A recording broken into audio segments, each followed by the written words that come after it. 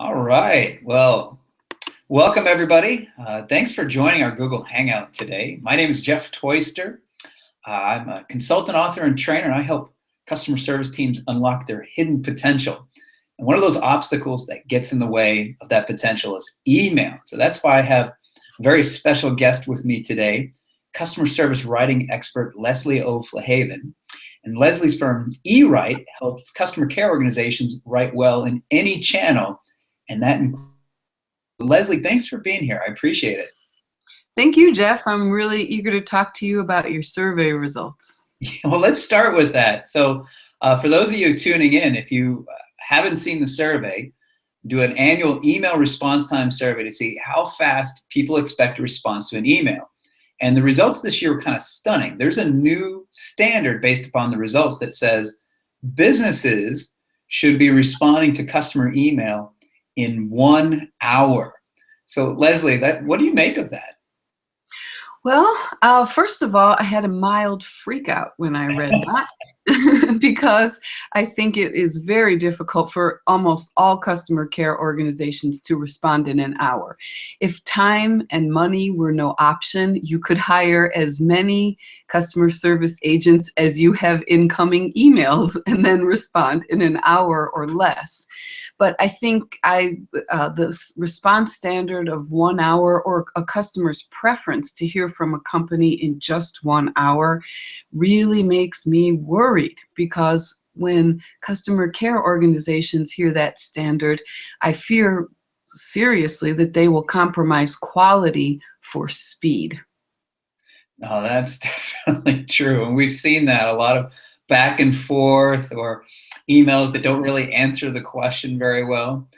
You touched on a lot of companies struggle with this, and I know staffing is one thing, but are there other reasons why companies struggle to respond quickly?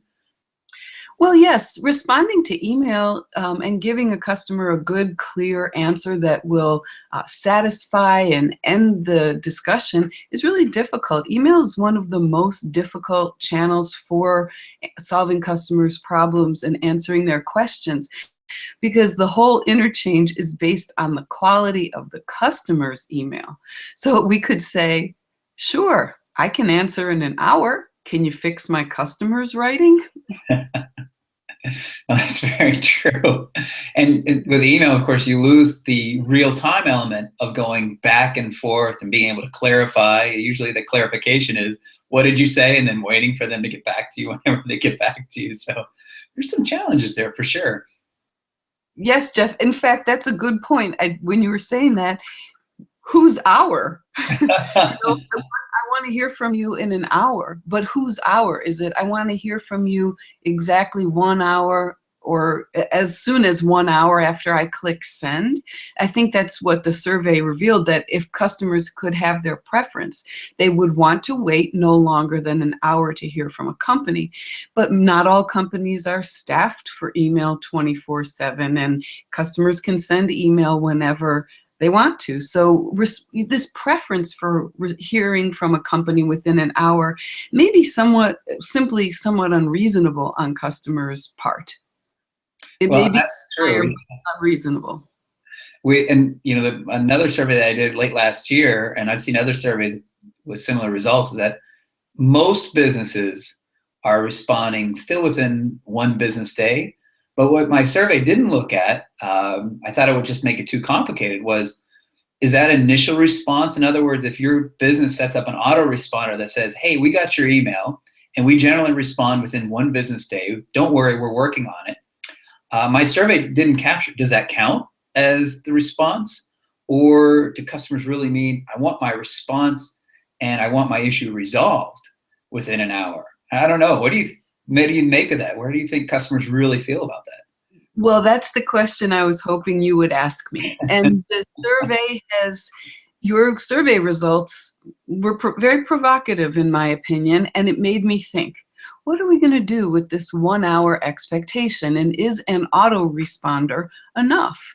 So what I've come up with, a suggestion I've come up with just since I reviewed the results of your survey, is the idea of a confirmation email and then a substantive email. But you notice I didn't call either one of them an autoresponder. Okay.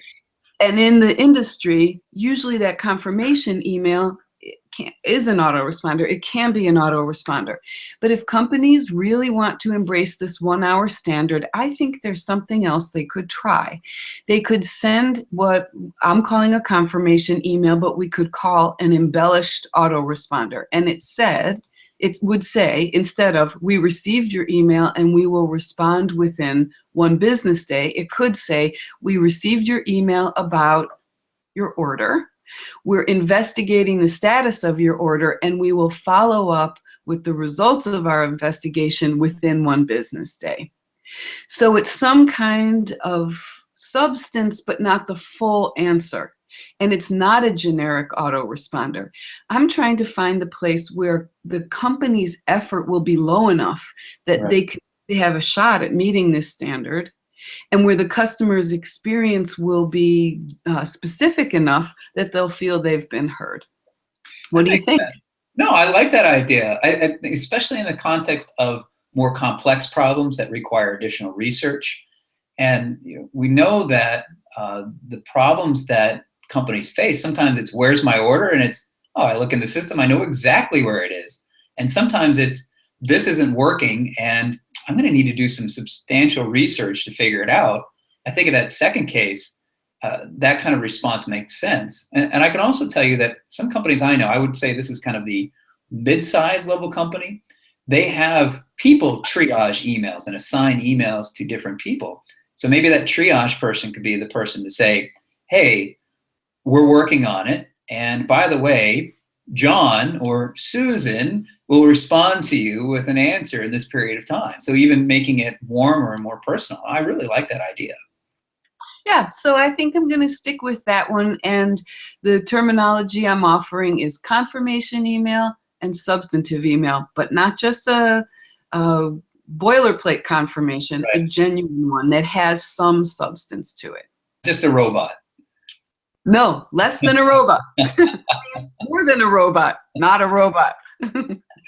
So I do want to remind folks as people are tuning in, I think if I did this correctly, we have opened the question and answer panel. So I've got a few more questions for Leslie, but I also wanted to let everyone know if you'd like to submit a question, as we have time, I'll be happy to tackle some of those too. So Leslie, kind of going back to what can companies do. You mentioned, and I really like this idea of the confirmation email, the warm confirmation. What are some other things that companies can do to improve their responsiveness? Well, I want to give you a list of 4. Okay. Companies can, number 1, hire the right people to write email. That makes sense. And if you recruit and hire for email writing skills, you're more likely to have people who are efficient at it. The second thing they can do is deputize or allow their customer service agents to free text or to write their own emails. So you can't have free texting without having the right people writing email. So many companies I know are too worried to allow their customer service agents to write email to customers. My opinion there is you probably have the wrong people in the job if you don't want them to free text at all. Third, this suggestion might be might seem to contradict the second one, but I think that well-written, genuine templates or form paragraphs can help customer care organizations write more quickly. Now, you risk degrading the customer relationship if you slap a form paragraph into the email and click send. That's no kind of connection. But if you have some small package pre-written information, perhaps your return policy, a little 3-sentence paragraph with your return policy, and you train agents to copy and paste the return policy into an email that's largely free texted, you'll probably get a good answer. And the last thing is improve your self-service content. The idea with that is if your self-service content is high quality and easy to use, sure, you will offset some of the contacts you would have had. You'll reduce your email volume, But you'll also get questions via email from customers where the questions are more informed and the customers are more informed, and the answer can be handled more quickly and the answer will be more specific. So those are my 4 suggestions. Gotcha. Write people, free I like text, it. form paragraphs, self-service. So, and I like how you're combining free text with the template. You know, one of the things that drives me crazy as a customer is the template, free text, and they don't match. And I'll give you the example. You know, dear Jeff or dear Mr. Toyster, we're very happy to assist you. That's the template. Free text, we can't help you with this problem. Template, we're always here to assist you. Please call. That mismatch just absolutely drives me crazy. So we do have a question here, actually 2. One's technical, and the other is specific to what you had just mentioned. So let's deal with the technical one first. Our friend Jeremy Watkin said he's not really a question, but he can't see me. So Jeremy, this is more technical. Can you see me now? It's like the Verizon commercial. Can you hear me now? Right? Can you see me now? If not, my invisibility cloak is working way too effectively. So Jeremy, let me know if you can see me. And if not, we'll try to figure that out. So we've got another question from Stacy. Stacy asks, what can we do to improve the quality of email replies? Sorry. She said, we use free texting, but we're doing it with a lot of grammatical issues.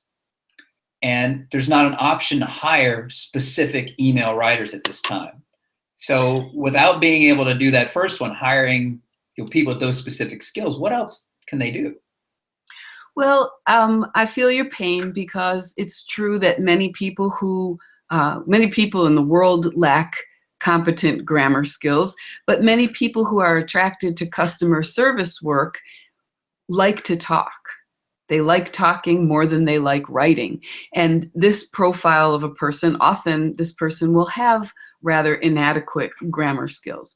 If you can't hire anyone else at the time, then you have to do 2 things, and you kind of do them in balance. And the 2 things are: improve the quality of your templates so that they can use as much templated content as possible, and it will be grammatically correct because someone has reviewed it cleanly. And see if you can identify chronic grammar errors, commonplace chronic grammar errors, and target those errors only. So you're going to ask your customer service writers who are not very good at grammar, you got to learn these 3 rules. You've got to learn these 3 rules. We're going to practice using a comma correctly. We're going to work on spelling there, and there correctly. The rest of it we'll have to let go, but you're going to focus on 2 or 3 rules and train to improve skills that way. And you're going to also write better templates and smaller templates so that more of their emails can be templated and therefore offset some of those errors. Awesome. That's very helpful. Thank you. So let me ask you another question. And by the way, I think I solved the video problem. Jeremy is kind enough to give us some tips since he's an experienced pro with Google Hangouts. So thanks, Jeremy. Hopefully you can see me now. So the other question was talking about the agent level. You're kind of addressing templates are going to help them, but are there some other things that at the agent level, individual agents can do to respond faster or respond better? Yes, sure. Agents can do one really important thing that will help them respond better. And in the beginning, it may not make them much faster, but overall it will. And that is, they can improve their critical reading skills. Critical reading is a cognitive ability, a high-level cognitive ability to tell the difference between what the customer said and what she's asking. So to respond efficiently, You have to be able to tell the difference. The customer might say, I'm so sick of this. This situation's been going on for so long. When can you get a repairman out here who can finally fix this, whatever the problem is, fix my air conditioning unit? That's what the customer is saying. But you have to read critically to figure out what she's asking. Once you know what she's asking, you can answer very efficiently, and you can strive toward answering more quickly. You'll certainly be answering better either way if your critical reading skills are really good. So I think you kind of addressed my next question, but maybe I'll see if you have anything to add to it. Quality definitely suffers when agents are moving too fast. Critical reading is an excellent example of that. Are there other things that agents can do to avoid errors, especially when they're under pressure to move quickly and answer as many emails as possible? Honestly, Jeff, I don't know. I mean, if the pressure is on to answer as many emails as possible, it's kind of like you're the chick in Rumpelstiltskin. Somebody told you, get in that closet and turn that straw into gold. If we trust our agents. That's a reference, by the way. Nice. If we trust our agents to free text and we want them to answer quickly, we may have to give them even more trust on decision making to help them answer quickly.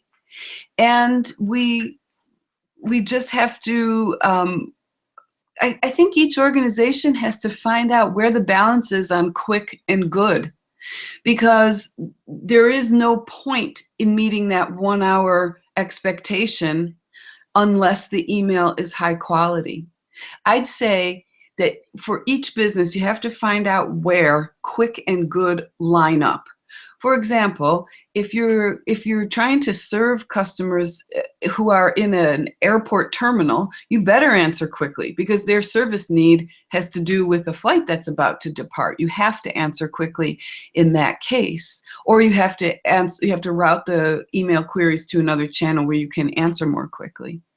But for most other companies who are not, handling people who are in transit, you have to figure out where does quick overlap with good.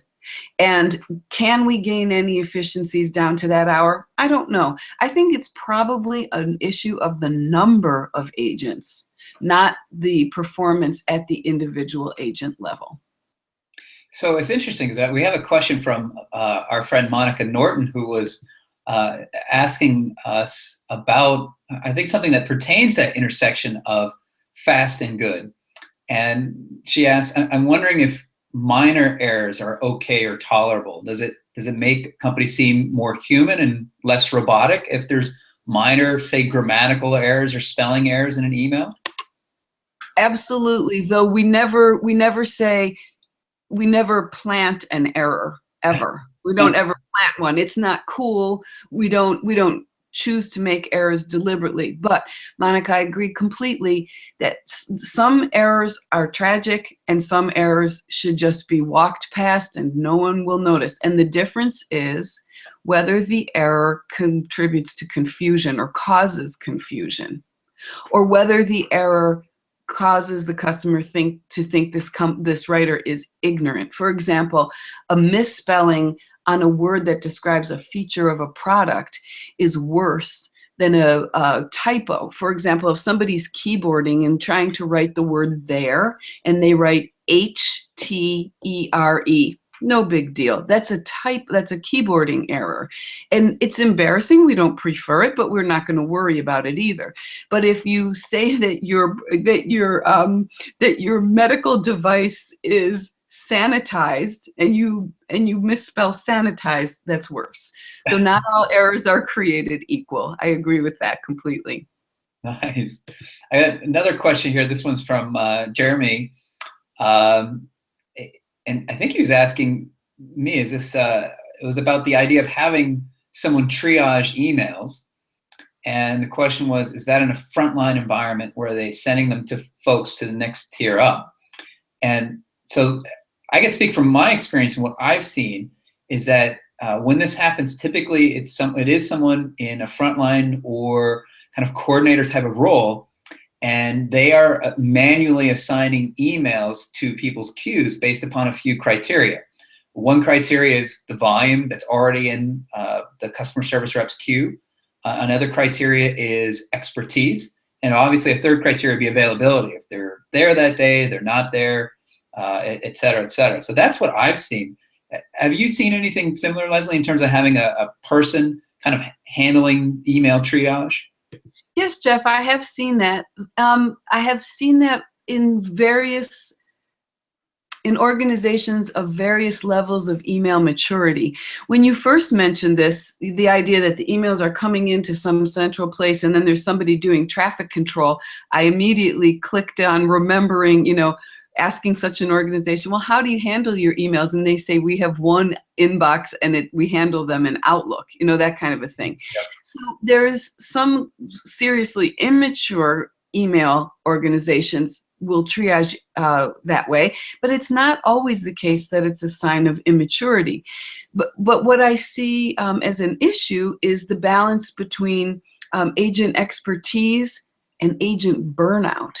Because it's wonderful to have emails that you can answer very, very quickly, but it does turn the job into even more of a piecework job. And the piecework quality of email writing to customers, when you never have that customer's voice on the phone saying, thank you, you helped me so much, I really appreciate it. We have to worry about that a little bit, that the piecework quality diminishes agents' motivation and satisfaction. On the other hand, triaging the emails can be a really practical way to help agents be set up for success. Not everyone knows every product line equally well. Not everyone knows every system equally well or should know.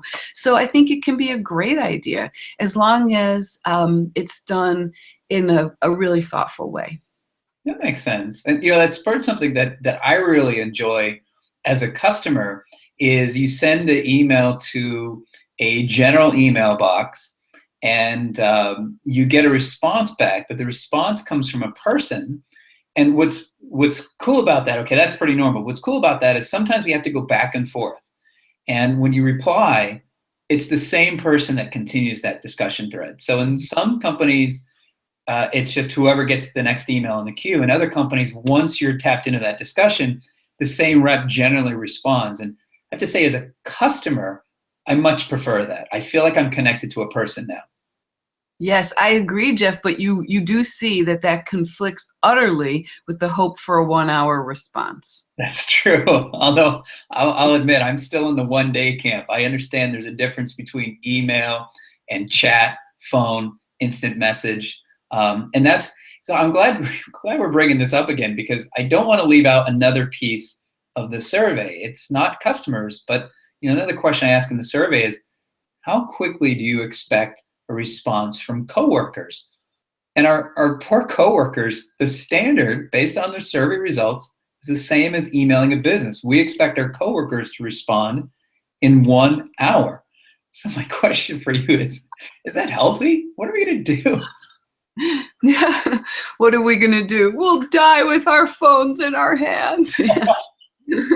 No, I saw that, and I think that your comment just a moment ago, listing IM, chat, text, email, I think that this hour standard is I think the reason you got that in this year's results is that all of these keyboarded ways of talking to each other are starting to blend in our own user experience.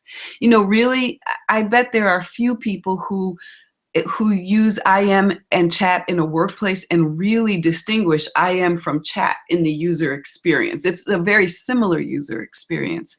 And our expectations that we'll be able to text our colleagues on their personal phones during the workday is flowing over into our email expectations. But here I have a really strong answer.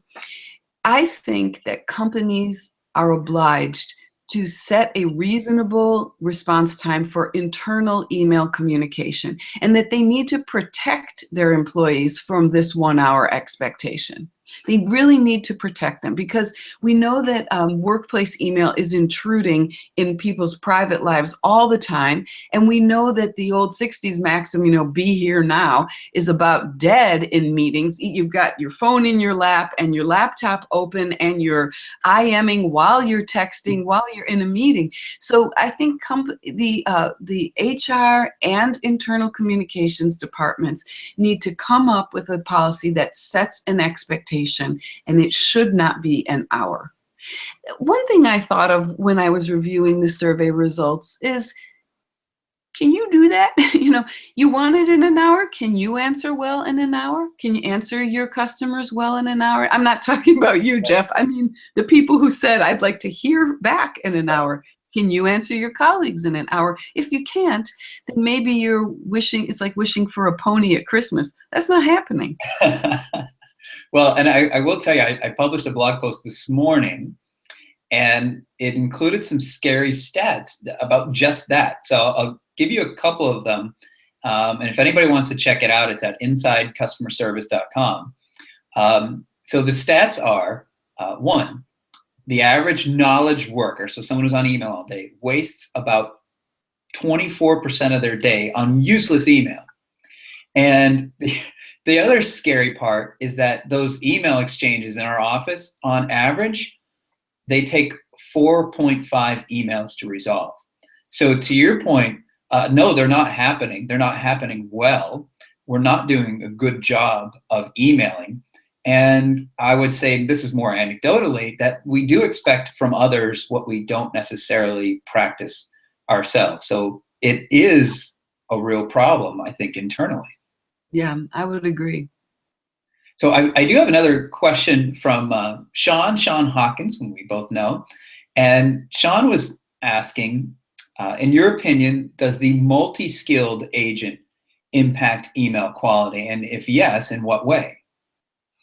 So I'm not sure I know the term multi-skilled. I guess Sean is talking about a customer service agent who's delivering service in social and via chat and on the phone. And boy, if that person's also doing email, that person has to be, almost multilingual, because what works well in email and what works well on the phone are so different. Not so much phone and chat. I think phone and chat draw on a lot of the same skills. If email and phone had a baby, it would be called chat. Kind of where the two overlap. But I think that we may have to expect slightly diminished performance from a phone and chat and social agent who's then asked to do email, because email doesn't allow for flexible back and forth. And somebody who's working out her customer service chops all day on a channel that does allow flexible back and forth, like phone or chat or social, that person might struggle in email a little bit. And not that the person can't be an excellent email customer service agent. She probably can, but not in an hour, not with a 1 hour turnaround time. So, or not without a really deep well of supporting material. Like, you have to have a great knowledge base that's easy to find answers in, and not one monitor, not two monitors, maybe 3 monitors, so that you can dip into all the other resources you need to be a really excellent agent.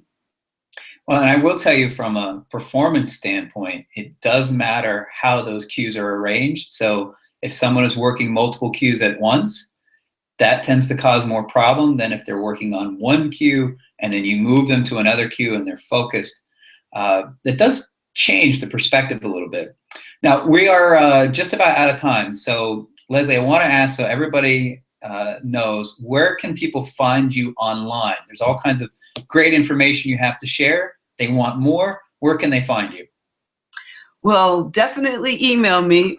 And if you want me to answer in an hour, right, answer in 1 hour, please. No, I will answer very quickly. So you can find me online at my website. My company is, my URL is www.ewriteonline.com. That's EWRITEONLINE.com. You can also find me on Twitter at Leslie O with a capital O.